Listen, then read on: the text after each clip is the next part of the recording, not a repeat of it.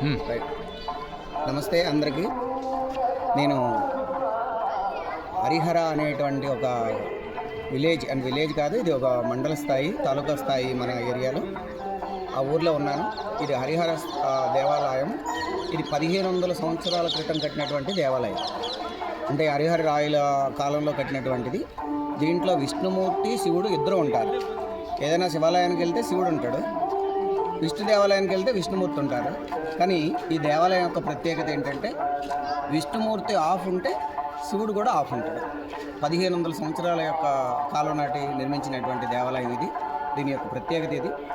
చూడండి ఒకసారి, అసలుకి ఎంత అద్భుతమైనటువంటి కళాఖండాలు మీరు అబ్జర్వ్ చేయవచ్చు.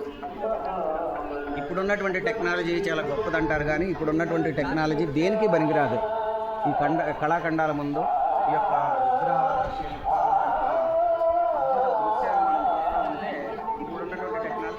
మాట్లాడదు. Thank you. మీ మాటలు సరిగా కట్టండి. ఊరికే అలా